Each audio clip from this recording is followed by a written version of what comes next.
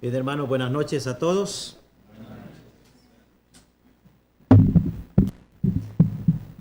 Qué bueno que el Señor en su gracia nos concede esta oportunidad más de volvernos a ver. Estamos contentos de verles y ver que el candelero, el testimonio, la luz del testimonio del Señor en este lugar sigue vivo. Gracias a Dios por ello y esperamos que siga así hasta la venida del Señor. Bien, hermanos, vamos a entrar en un tema, el tiempo que estemos aquí, con la ayuda del Señor. Queremos hablar sobre este tema, la sana doctrina. Es un tema de mucha importancia para la vida de todos nosotros, la vida a nivel personal y también a nivel colectivo, a nivel de iglesia, porque tiene que ver con la vida práctica de cada uno de nosotros, los creyentes. Y vamos a ir para abrir nuestras Biblias, comenzando con la epístola de Pablo a Tito, el capítulo 2 y el versículo 1. Tito capítulo 2 y el versículo 1. Dice, pero tú habla lo que está de acuerdo con la sana doctrina. Que el Señor pueda bendecir nuestras vidas con su preciosa palabra. Es interesante que esta enseñanza o instrucción de Pablo a Tito está en el contexto de lo que es la doctrina falsa, enfermiza o perjudicial para la vida del creyente. Esta frase, pero, está uniendo lo anterior con lo que sigue. Y dice que Tito debería de hablar lo que estuviese de acuerdo con la sana doctrina. Sana doctrina es uno de los adjetivos que se utilizan para referirse a la palabra de Dios, a la Biblia. Es sana, es saludable en todos los aspectos de la vida. Y es interesante ver que la sana doctrina tiene que ver con todos los creyentes. En realidad, todo el capítulo 2 hasta el final está hablando de diferentes personas. En los primeros versos habla de los ancianos en edad, cómo ellos deben vivir. Luego habla de las ancianas en edad, cómo ellas deben vivir. Luego habla de las jóvenes, las mujeres jóvenes, cómo deben vivir. Luego habla de los varones jóvenes, cómo deben vivir. Luego Pablo le dice a Tito mismo cómo él debe vivir. Luego después habla de los siervos, cómo ellos deben vivir. Y después habla de los predicadores o enseñadores de la palabra, cómo deben vivir. Y al final habla de todos los creyentes en general. Eso implica que sana doctrina tiene que ver con todos nosotros y tiene que ver con todas las áreas de la vida de todos nosotros los creyentes.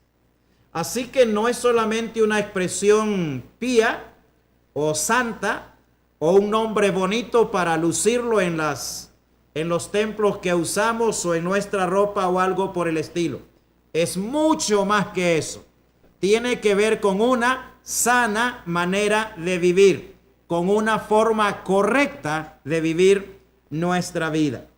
Vamos a 2 Timoteo capítulo 4 versos 1 al 5. Y aquí Pablo está tratando de enfatizarle a Timoteo la solemnidad con la cual Timoteo debe también tratar, predicar y enseñar lo que es la sana doctrina. Verso 1. Te encarezco delante de Dios y del Señor Jesucristo, que juzgará a los vivos y a los muertos en su manifestación y en su reino, que prediques la palabra, que instes a tiempo y fuera de tiempo, redarguye, reprende, exhorta con toda paciencia y doctrina. Y luego en el verso 3 le da la razón por la que debe hacerlo. Porque vendrá tiempo cuando no sufrirán la sana doctrina, sino que teniendo comezón de oír, Se amontonarán maestros conforme a sus propias concupiscencias, y apartarán de la verdad el oído y se volverán a las fábulas. Pero tú sé sobrio en todo, soporta las aflicciones, haz obra de evangelista, cumple tu ministerio. Y ahora vamos un poco más atrás al Evangelio de Marcos, capítulo 7, Evangelio de Marcos, capítulo 7, versículos 6 al 13. Dice así, Marcos 7, versos 6 al 13.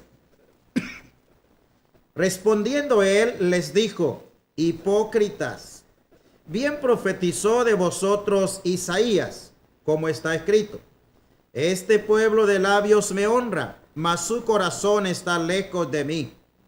Pues en vano me honran, enseñando como doctrinas mandamientos de hombres.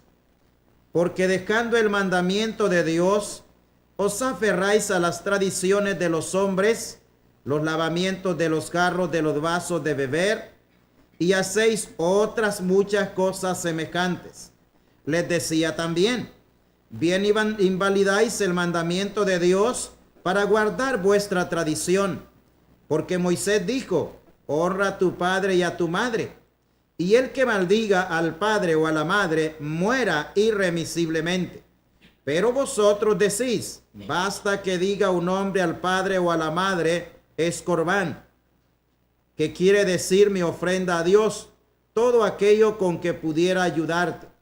Y no le dejáis hacer más por su padre o por su madre, invalidando la palabra de Dios con vuestra tradición que habéis transmitido, y muchas cosas hacéis semejantes a estas. Hasta ahí la lectura. Aquí el Señor Jesús está mostrando la importancia que los maestros rabinos le estaban dando a tres cosas: tradiciones, costumbres y mandamientos de hombre. El Señor en realidad no está condenando directamente la existencia de tales cosas entre el pueblo. Lo que el Señor condena era el hecho de que ellos habían llegado al nivel o al extremo de poner estas cosas por encima de la palabra de Dios, por encima de la ley de Dios.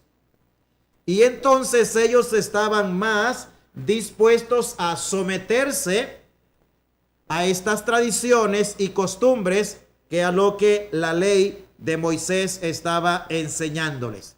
Bueno, estos pasajes solamente son algunos de los muchos que nos enseñan sobre este tema. Vamos a ver el contenido del tema que vamos a desarrollar.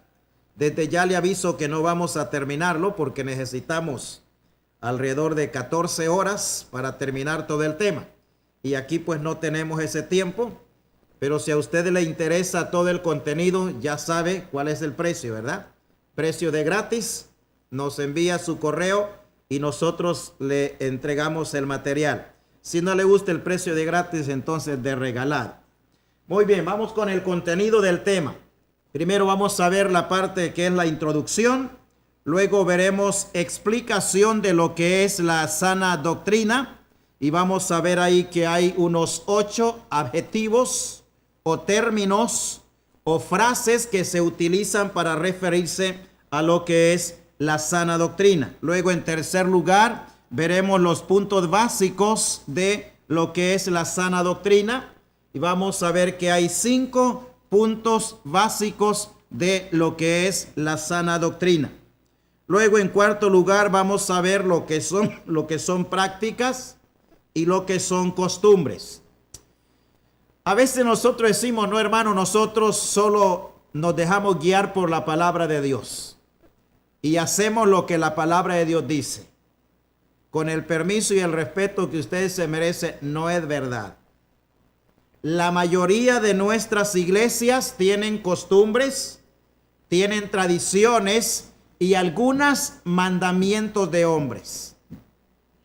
Y eso es bastante común, bastante normal. El problema es cuando ese tipo de cosas son causa de problema en la iglesia local. O cuando alguien en la iglesia local le da a este tipo de cosas una importancia al nivel o por encima de las escrituras. Y ahí tenemos ya un problema y es donde tenemos que tener el cuidado. Por lo que son prácticas, costumbres, tradiciones, nunca nosotros deberíamos diverger entre hermanos, ni mucho menos entre iglesias. La doctrina es una sola y normalmente todos creemos lo mismo. Pero en la cuestión de la vida práctica de la iglesia no siempre estamos teniendo uniformidad. La uniformidad no es un mandamiento de Dios para nosotros los creyentes ni para las iglesias. La unidad sí. Y la unidad sí debemos buscarla y la unidad la encontramos en la Biblia. Pero uniformidad no. Vamos a ver más adelante que las iglesias en la época apostólica no tenían uniformidad, pero tenían unidad. Y en la práctica, algunas hacían cosas que eran incorrectas y otras hacían cosas que eran correctas. El Señor condenaba lo incorrecto y alababa lo correcto, pero no le dio nunca a ninguna iglesia la autoridad de manejar las otras iglesias o de interferir en otra iglesia, porque cada iglesia es responsable únicamente al Señor, a nadie más. Ahora, esas tradiciones y esas costumbres nos llevan a veces a irnos a un extremo perjudicial. Más adelante vamos a hablar de ello. En quinto lugar, vamos a ver las responsabilidades que nosotros tenemos hacia la sana doctrina. Y tenemos alrededor de 7 responsabilidades. No tanto como iglesia, más como individuos. Nosotros como creyentes a nivel personal tenemos alrededor de 7 responsabilidades hacia la sana doctrina. En sexto lugar vamos a ver la palabra doctrina. Vamos a ver que hay 6 términos que se utilizan para la palabra doctrina. 3 de ellos en el Antiguo Testamento y 3 de ellos en el Nuevo Testamento. El Antiguo Testamento fue escrito en el griego, en el hebreo. El 98% de todo el Antiguo Testamento está escrito en el idioma hebreo y el resto está en arameo. Y el Nuevo Testamento fue escrito en el idioma griego, el griego helenístico.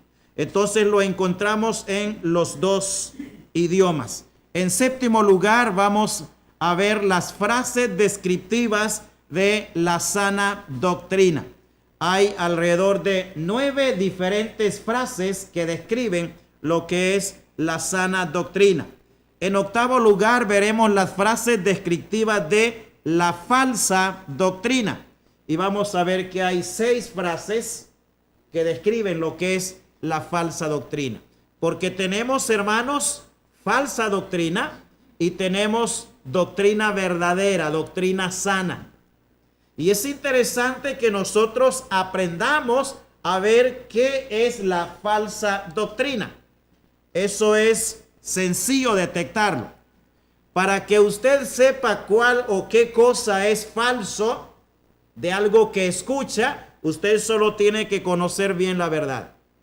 Conozca bien la sana doctrina y todo lo que no se enmarca dentro de la sana doctrina, automáticamente eso tiene que ser falso. En noveno lugar veremos la relación y la comunión entre iglesias en la época apostólica. No practicaban exactamente lo mismo. Sin embargo, ellas se relacionaban, había comunión entre ellos y respetaban la independencia que cada iglesia local, según las escrituras, tenían y la forma en la cual se desarrollaban. Y finalmente veremos algo sobre la independencia de las iglesias y los ejemplos que vemos en la escritura. Muy bien, ese es el camino que nos queda por delante para recorrer mientras el Señor nos conceda la oportunidad de estar aquí entre ustedes. Entonces las verdades encontradas en los pasajes que ya hemos leído, Tito 2:1, 2 Timoteo 4:1 al 5 y Marcos 7, versos 6 al 13, esos son parte de lo que es la sana doctrina. Recuerde que tiene que ver con la sana manera de vivir. No es el hecho de que vamos a decir, bueno, nosotros somos de la sana doctrina. No peca con decir eso. Solo hay que asegurarse que cuando dice que usted es de la sana doctrina, tiene una sana manera de vivir. Una conducta correcta como creyente, enmarcada dentro de lo que la Biblia enseña para nosotros los creyentes en la vida práctica. Entonces, la sana doctrina implica que es la aplicación de la sana doctrina, tiene que ver con esa sana manera de vivir de todos los creyentes. Ahí en Tito el capítulo 2, cuando usted va leyendo, va a darse cuenta que el apóstol Pablo ahí toca todos los aspectos de la vida, las edades de las personas y cuáles son las cosas en relación al comportamiento que todos los creyentes deberían en realidad tener en cuenta. Los ancianos, las ancianas, las jóvenes, los jóvenes, los adultos, Tito mismo, los predicadores, los siervos o esclavos y todos los creyentes en general. Todos estamos con la responsabilidad de examinar nuestras vidas a la luz de lo que las Sagradas Escrituras están enseñando. Entonces, la frase sana doctrina normalmente la vamos a encontrar en contraste con la enseñanza enfermiza, ilusoria y falsa, que en la época de Pablo y donde Tito tenía que ir, en realidad estaba siendo enseñada esa clase de doctrina por falsos maestros que habían allí en Creta, donde Pablo envió a Tito para que Tito allí hiciese dos cosas según la Escritura. Tito ahí tenía que corregir lo deficiente, esa enseñanza falsa que había y que estaba introduciéndose en la iglesia en el comienzo. Esa enseñanza involucraba varias cosas. Una de ellas, ya había surgido lo que se le conoce como el movimiento de los gnósticos o el gnosticismo. Ya estaba. Y también estaba enseñándose el clericalismo y otras cosas que eran falsas, de manera tal que en esa época ya estaba el enemigo a través de falsos maestros procurando corromper el liderazgo con el clericalismo. Estaban también procurando corromper el ministerio. Estaban también procurando corromper la moralidad. Y estaban procurando que todo fuese al final una corrupción total. Y eso se ve más claramente cuando vamos a las iglesias del libro de Apocalipsis. Ahí encuentra la doctrina de Balaán, que tiene que ver con la corrupción de la moralidad. Encuentra la doctrina de Jezabel, que tiene que ver con la corrupción ministerial. Encuentra la doctrina de los nicolaitas, que tiene que ver con la corrupción de liderazgo. Todo estaba siendo tergiversado. Entonces, la falsa enseñanza no es algo nuevo. No es del siglo XX ni del XXI. Estaba ya desde el comienzo de las iglesias. Y Pablo tenía que enfrentarse, él mismo lo llama, y dice falsos hermanos. Habían algunos a los cuales Pablo los llama o los llamó los judaizantes. Estos eran creyentes convertidos a Cristo, pero que ellos querían guardar las enseñanzas o la ley de Moisés. Guardar el sábado, circuncidarse y todas ese tipo de cosas. Y querían que los gentiles, cuando se convertían, entonces ellos, para ser salvos, querían imponerles la circuncisión y el hecho también de guardar el día de reposo y otras cosas más. Esos eran creyentes judaizantes que no estaban enseñando el evangelio de la salvación por gracia o por fe, sino que era salvación por creer, por gracia, pero también por circuncidarse y guardar la ley.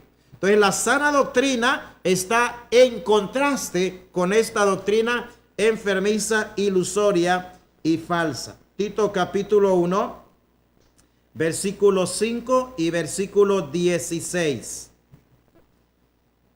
Capítulo 1, verso 5, dice Pablo así: por esta causa te dejé en Creta, para que corrigieses lo deficiente y establecieses ancianos en cada ciudad, así como yo te mandé. Verso 16. Profesan conocer a Dios, pero con los hechos lo niegan, siendo abominables y rebeldes, reprobados en cuanto a toda buena obra. Esa es ya la descripción de la clase de vida que estas personas estaban viviendo. Ahora, hay algo que solamente la sana doctrina puede producir en nosotros los creyentes. La primera cosa que va a producir la sana doctrina en nosotros los creyentes es una vida de verdadera piedad. Una vida de verdadera piedad, no apariencia de piedad. La verdadera piedad es el actuar de todos nosotros con integridad de corazón, con una vida completa y absolutamente transparente, con nada que nosotros tengamos que ocultar o que esconder. Esa es verdadera piedad. La falsa piedad es lo opuesto. Aparento fidelidad, obediencia, amor, servicio, pero internamente, ocultamente o escondidamente vivo una vida de pecado. Eso no es piedad, esa es falsedad. Entonces, la sana doctrina va a producir en nosotros verdadera piedad, o sea, ese anhelo profundo de querer vivir agradando al Señor. Una vida de transparencia en donde procuramos por todos los medios vivir de forma agradable delante de Dios, no de forma oculta. No estamos tratando de engañar a nadie, estamos tratando de vivir la vida como realmente somos y deseamos vivirla buscando la santidad. Es por esa razón que cuando el creyente, por una u otra razón, fracasa en la vida, una de las primeras cosas que busca hacer es arreglar la situación, no ocultarla. Como tiene el anhelo de vivir piamente, santamente, en fidelidad, entonces, por desgracia, cae o tiene algún fracaso en su vida, él va a buscar otra vez ese nivel de vida que vivía antes de la caída. Quiere volver otra vez a cantar, a orar, a tener la libertad que antes él experimentó en su vida antes del fracaso. Eso es vida de verdadera piedad. Y en segundo lugar, una protección de los errores doctrinales. Esas dos cosas va a producir en nosotros la sana doctrina. Doctrina sana y doctrina sabia va a producir eso. Protección de los errores doctrinales. Ahora tenemos la época de la tecnología. Hay abundancia de cosas que usted puede encontrar en los medios.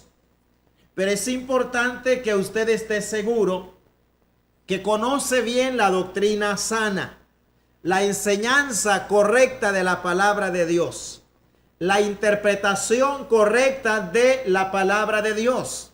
Porque de lo contrario, usted va a estar tragando algo que tiene el nombre de Biblia o escuchando a alguien que tiene el nombre de maestro, pero como usted no conoce bien la sana doctrina, existe el peligro de que sea engañado y luego comience a creer cosas que no están de acuerdo con las sagradas escrituras.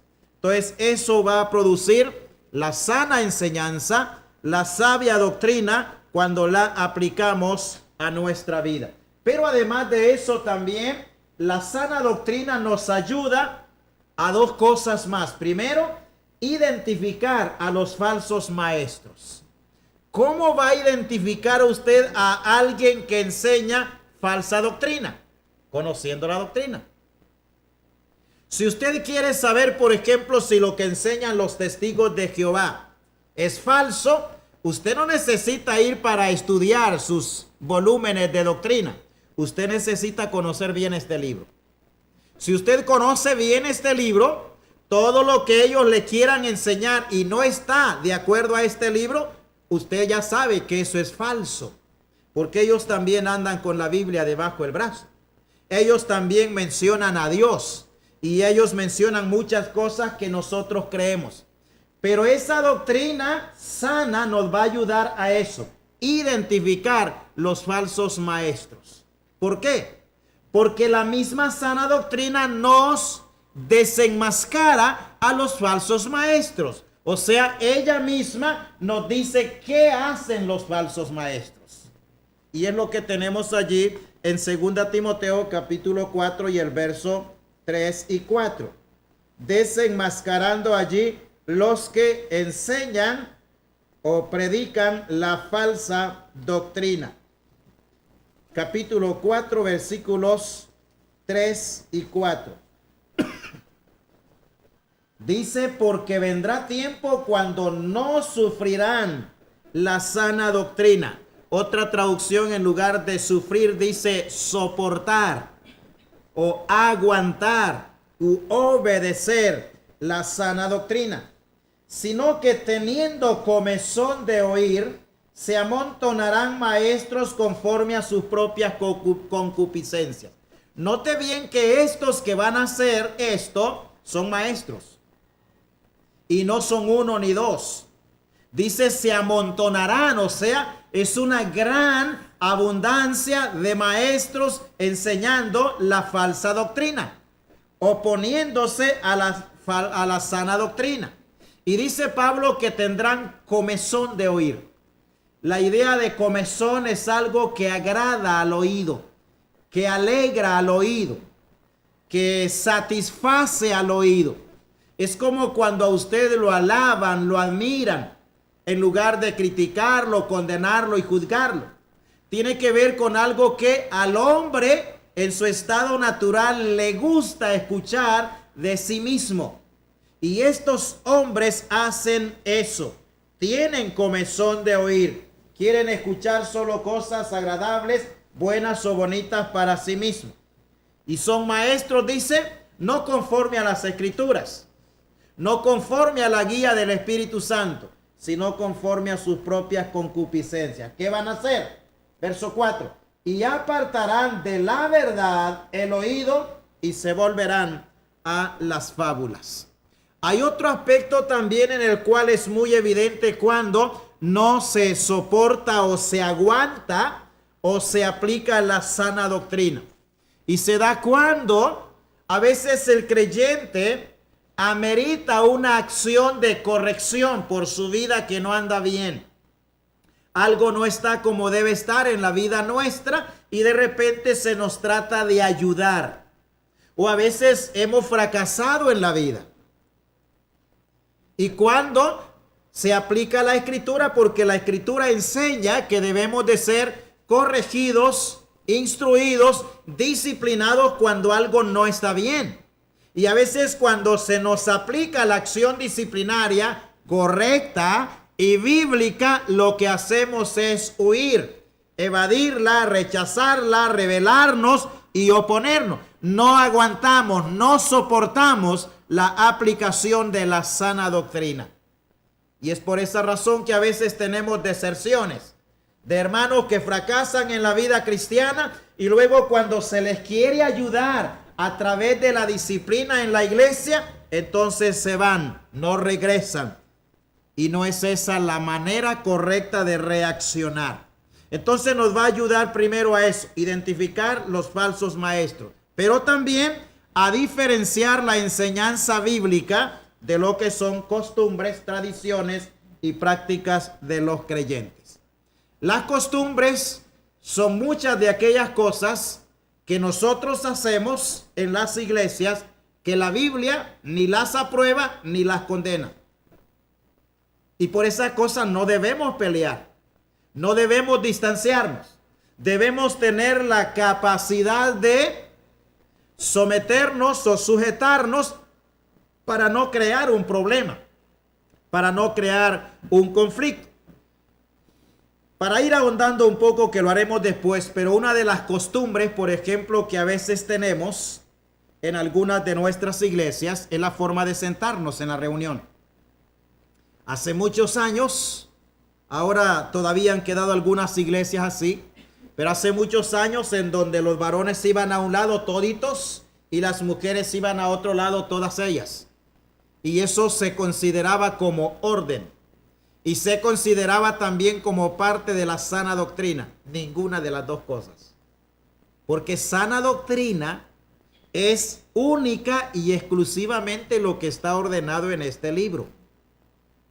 Y la Biblia no dice absolutamente nada de cómo debemos sentarnos en la iglesia o en la asamblea local. Si tenemos que sentarnos los varones en un extremo y las mujeres en el otro extremo. No dice absolutamente nada. No condena el hecho que lo hagamos de esa manera, ni tampoco manda que se haga de otra forma. Ese tipo de cosas y muchas otras más que hay no nos deben causar dificultad, porque esa es una costumbre. Las costumbres y las tradiciones son movidas por las circunstancias. La sana doctrina está basada en este libro y no cambia. Y no necesita actualización en la sana doctrina. De ninguna manera. Ni tampoco el hecho de que nosotros la diluyamos o la suavicemos. Debemos creerla como está, debemos practicarla como se enseña y debemos defenderla como creyentes en el Señor Jesucristo. Vemos entonces que la doctrina es el conjunto de verdades concentradas y desarrolladas en la palabra de Dios. Todo lo que tenemos en este libro es doctrina. Doctrina significa enseñanza, instrucción. Entonces, eso es la doctrina, el conjunto de verdades que nosotros encontramos en la Biblia y están desarrolladas allí en la palabra de Dios. Y todas tienen fundamental importancia. También otra definición de la doctrina es que es la recolección y presentación sistemática de los hechos relacionados con el conjunto de verdades bíblicas, como lo enseña la palabra de Dios. Pablo quería asegurarse que todo creyente permaneciese en la doctrina. Pero más que todo, aquellos que tenían la responsabilidad de transferir las verdades que Pablo les había enseñado a ellos. Entre ellos estaba Silvano, estaba Timoteo, estaba Tito y muchos otros más. Y la manera que Pablo utiliza para que estos creyentes entiendan la solemnidad de seguir con la misma enseñanza es insistiéndoles y poniéndoles a ellos como siervos de Dios, mostrándoles que son responsables de lo que enseñan delante del Señor. Y por esa razón, la solemnidad de lo que Pablo le dice a Timoteo en 2 Timoteo capítulo 4 es sobresaliente. 2 Timoteo capítulo 4 y el versículo 1 al 3. Note bien, dice Pablo: te encarezco delante de Dios y del Señor Jesucristo, que juzgará a los vivos y a los muertos en su manifestación y en su reino. O sea, Pablo ahí le enfatiza, le encarga, le remarca a Timoteo: te pongo delante de Dios. O sea, esto no es simple, no es sencillo. Es a Dios a quien debes agradar primero. Estás delante de Él. Él va a juzgar a los vivos y a los muertos. Y también la idea es, y también te va a juzgar a ti según cómo tú enseñes. Más adelante Pablo le dice a Timoteo: si tú enseñas estas cosas, serás buen ministro de Jesucristo. Entonces Pablo quiere que Timoteo entienda la gran responsabilidad que hay al momento de enseñar la doctrina. Y por eso lo dice de esa manera. ¿Qué es lo que él le encarga y le encarece? Verso 2: que prediques la palabra. o sea, la Biblia. Eso era la encomienda solemne.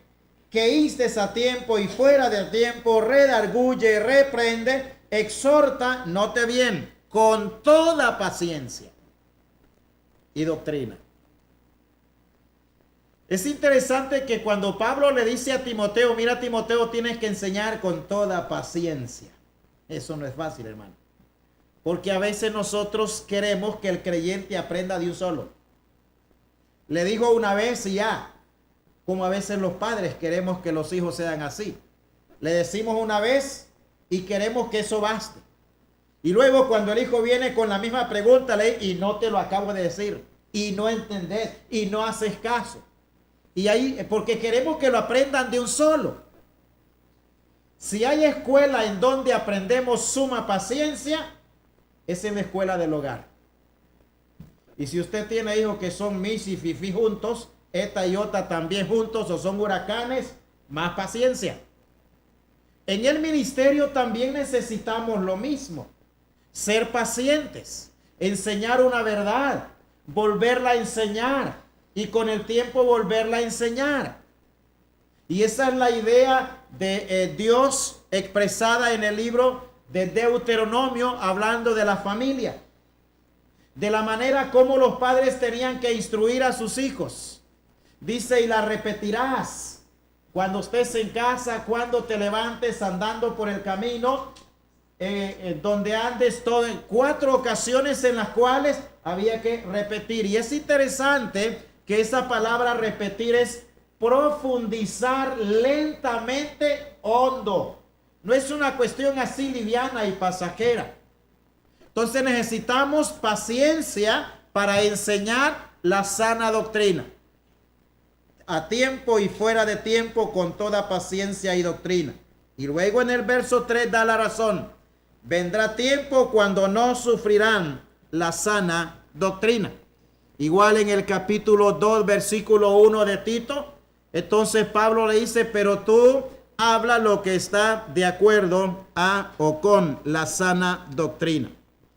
Entonces tampoco no tenemos nosotros el derecho de dividir estas verdades en diversas categorías, a veces para nuestra conveniencia, como a veces algunos lo hacen, dividen. Bueno, esto sí es fundamental de la Escritura, esto es secundario. Y a veces tenemos esa idea. Hermanos, la Biblia, desde la primera expresión hasta la última, tiene poder, tiene valor, tiene importancia. Es absolutamente igualmente inspirada. Es palabra de Dios. Y debemos verla de esa manera. Vamos a entrar en algunos detalles más adelante. Entonces, toda la doctrina es fundamental. Eso implica que no existen doctrinas de 2 categorías. O sea, no hay doctrinas que uno pueda decir, bueno, esto es fundamental y esto no es fundamental. A veces llamamos detalles algunas cosas. Pero cuando Dios, hermano, dice algo, es por algo. Tiene su importancia, tiene su razón, tiene valor. Cuando usted va, por ejemplo, para ver el tabernáculo, las medidas que Dios le dio a Moisés cuando Moisés tenía que erigir el tabernáculo, le dio la medida de todo. Y aunque a veces no nos detenemos a ver qué significa cada una de esas cosas, Dios tenía razón para decirle a Moisés, mira, esta medida, esto va a tener de largo, esto va a tener de ancho, esto va a tener de alto. Cada instrumento también tenía su medida, porque para Dios eso tiene importancia. Ahora, ¿qué sucede cuando nosotros intentamos decir, bueno, estas doctrinas son fundamentales y estas otras doctrinas no son tan fundamentales? Caemos en un error y lo que hacemos, hermano, con este intento es debilitar la unidad, la utilidad y el peso espiritual de las Escrituras. Estamos viviendo en una época en donde ha surgido una cantidad de supuestos teólogos modernos que tratan de reinterpretar las Escrituras, reinterpretar algunas doctrinas. Y lo que están haciendo con ello es socavando los fundamentos de la palabra de Dios. Obviamente, el creyente que conoce la sana doctrina, pues va a detectar y va a descubrir y va a darse cuenta de que eso es un error, que esa es una enseñanza falsa. Existe una unidad doctrinal en la palabra de Dios, en donde toda la doctrina se complementa con la otra. Si usted, por ejemplo, va a hablar de la soberanía de Dios, esa doctrina está interconectada con el resto de atributos de Dios que tienen que ver con la expresión de su carácter en la vida práctica. Y cuando nosotros tratamos de decir, bueno, esta doctrina sí es fundamental, esta otra no es tan fundamental, entonces llegamos a ese extremo. Hay una unidad doctrinal en donde una doctrina complementa a la otra. A veces algunos creyentes normalmente quieren encontrar una explicación satisfactoria a la razón cuando hablan de la predestinación. Y están tratando de meterse en eso y de entender y todo lo demás. Y quieren estudiar el tema de la predestinación separado de los otros temas y de las otras doctrinas. Y cuando la estudiamos de manera separada, nunca llegamos a una conclusión acorde a la palabra de Dios. Porque todos los atributos de Dios están interconectados el uno con el otro. Y cuando sacamos uno para estudiarlo e interpretarlo separadamente, obviamente estamos debilitando el resto y no vamos a sacar una conclusión correcta en relación a la Escritura. Y este hecho de complementarse es no contradecirse, ¿verdad? Y se complementan tanto en el aspecto teológico como en el aspecto práctico. Cuando hablamos de doctrina, por ejemplo, a veces nos referimos a doctrinas teológicas. Las doctrinas teológicas son todas aquellas enseñanzas que están en este libro que hablan de Dios, de su carácter y de sus obras.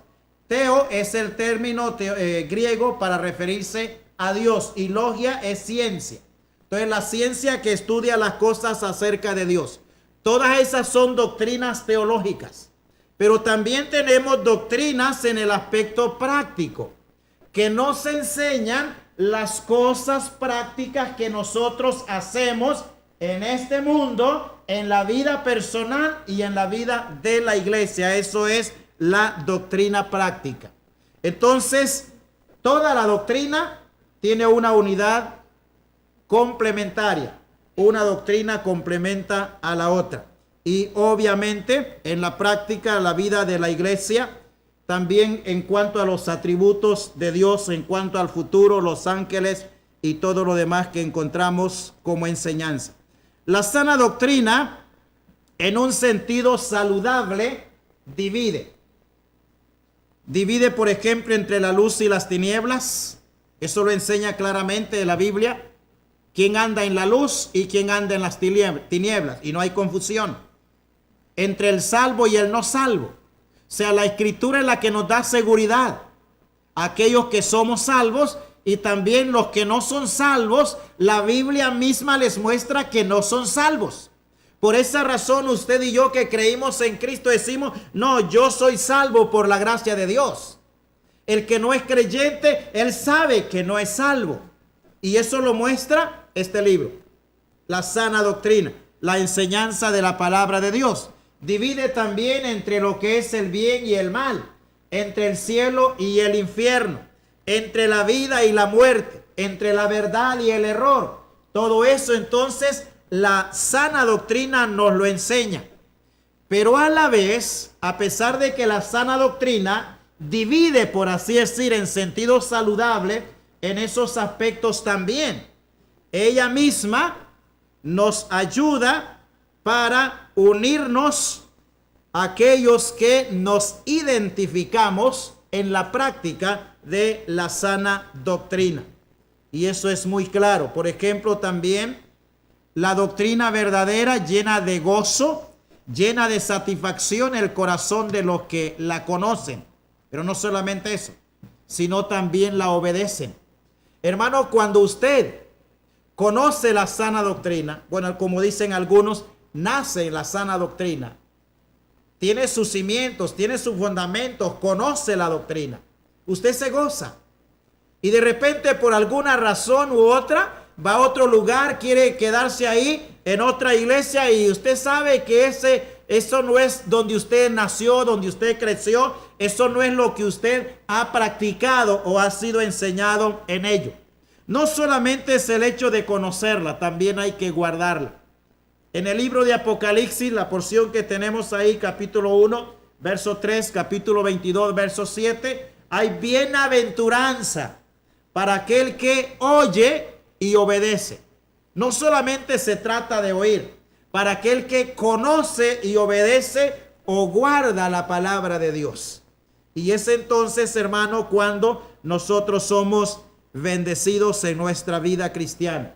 La fuente de la sana doctrina son las Escrituras. Y las Escrituras son infalibles, son inequívocas en todo su contenido. Porque no es invento de hombres. La misma Escritura enseña, toda la Escritura es inspirada por Dios y útil, y luego menciona las cosas fundamentales para las cuales la palabra de Dios es útil en la vida del creyente. Entonces, la sana doctrina nace en Dios, surge en Dios, nos la dejó plasmadas en su palabra, la Biblia, las Sagradas Escrituras. Entonces, no se trata de un invento nuestro, de que nosotros practicamos esto porque lo inventamos. No. Una de las cosas que debe buscar cada creyente es vivir y actuar en la vida práctica lo más cerca posible de este libro. Lo más cerca posible. Y si usted encuentra algo que de repente no lo estamos practicando en la vida personal, pero está en la palabra de Dios, hay que comenzar.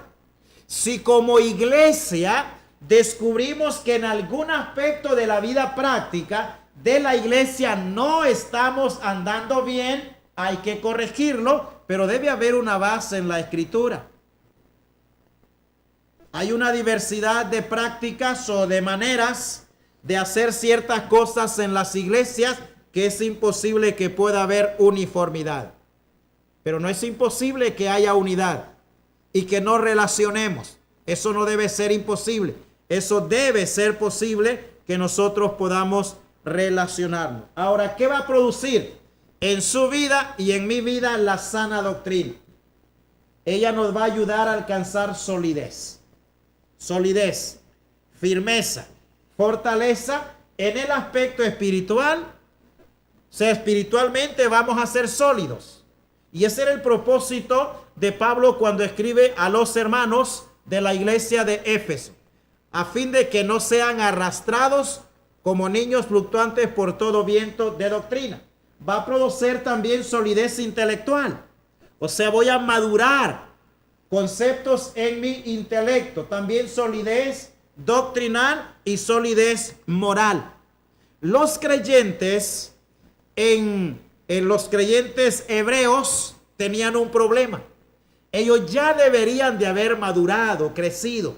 Sin embargo, según el escritor a los hebreos, ellos no habían madurado, no habían alcanzado solidez como realmente deberían de tenerlo según el tiempo que tenían de conocer la verdad.